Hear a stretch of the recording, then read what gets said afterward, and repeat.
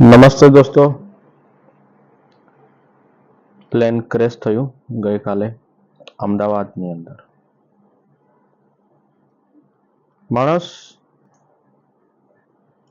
અમુક વાર એવી કલ્પના પણ કરતો ના હોય કે વિચારતો પણ ના હોય કે મારા જોડે આ ઘટના ઘટિત થવાની છે. પણ શું કરે, કુદરતની યોજના, નિયતિ કે પછી આપણું દુર્ભાગ્ય એવી કરુણતિકા સર્જાઈ કે ભારત દેશની અંદર આ મોટામાં મોટો પ્લેન ક્રેશ કહી શકાય.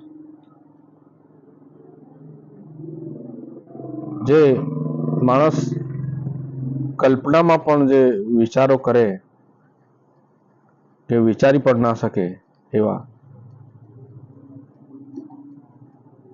આવી રીતના થશે એવું જે થયું એ ખરેખર દુઃખદ અને સંવેદનાવાળી બાબત છે કે જે આપણે સપનામાં પણ વિચારી નહીં શકીએ.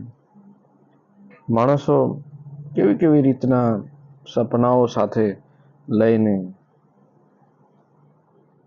કેવા પરિવાર હતા જે વિદેશ યાત્રા કરી રહ્યા હતા, તેમણે કોઈ પણ દિવસ ન વિચાર્યું હતું કે આવું થઈ જશે.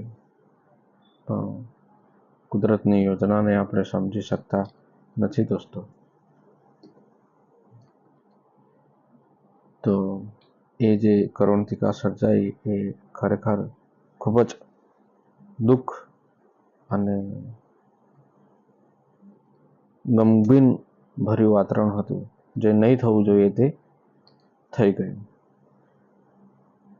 તો પ્લેન જ્યારે ક્રેશ થયું ત્યારે એના કાટમાળમાંથી જે મૃતદેહો બહાર કાઢવામાં આવ્યા એ બિલકુલ ઓળખી શકાય તેમ નહીં હતા.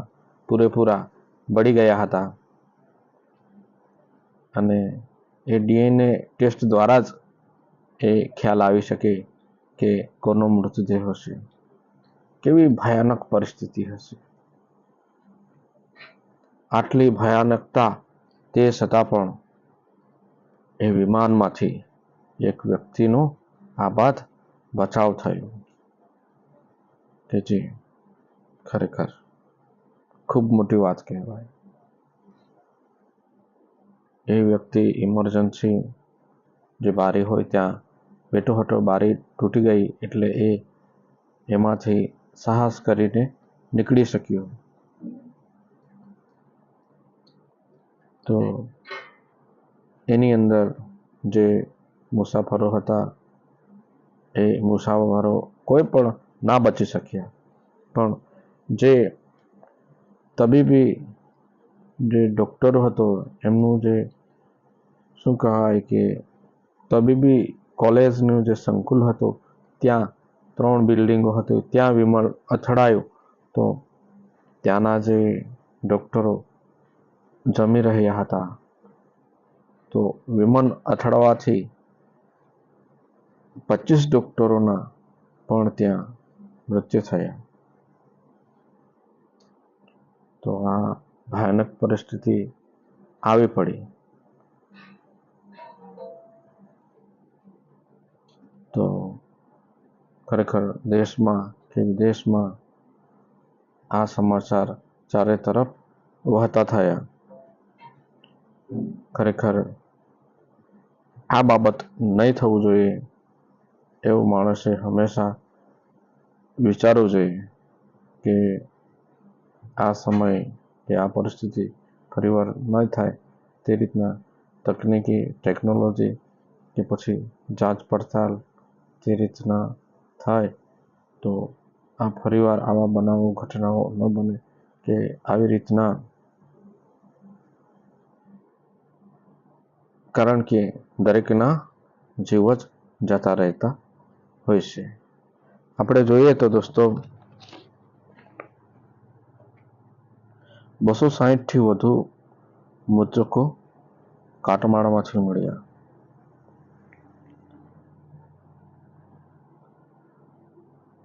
લંડન જતું એર ઇન્ડિયાનું વિમાન બી જે મેડિકલ કોલેજના સંકુલમાં તૂટી ગયું. એક સિવાય તમામ 242 ઉતારો માર્યા ગયા. 262 મૃતદેહો કાટમાળમાંથી મળ્યા.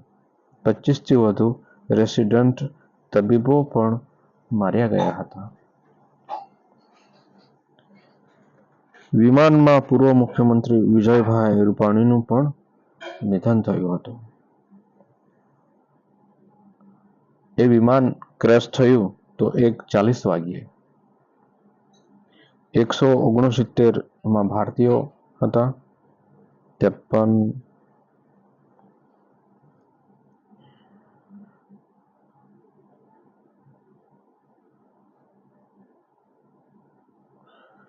53 બ્રિટિશર્સ હતા અને 7 પોર્તુગીઝ, 1 કેનેડિયન અને 12 ક્રૂ મેમ્બર્સ હતા. તો આ દુર્ઘટના થઈ તો ખરેખર એનાથી હું પણ કે દરેક જગ્યાએ બધા ખેદ વ્યક્ત કરે છે, અફસોસ વ્યક્ત કરે છે કે આવું નહીં થવું જોઈએ, નહીં થવું જોઈએ, નહીં થવું જોઈએ. પણ શું કરે, કુદરતની યોજનાને આપણે સમજી શકતા નથી. માણસ વિચારે શું અને થઈ શું જતું હોય છે. તો દોસ્તો, આ વિડીયોને આપણે અહીં જ સ્ટોપ કરીએ. Thank you. જય ભારત.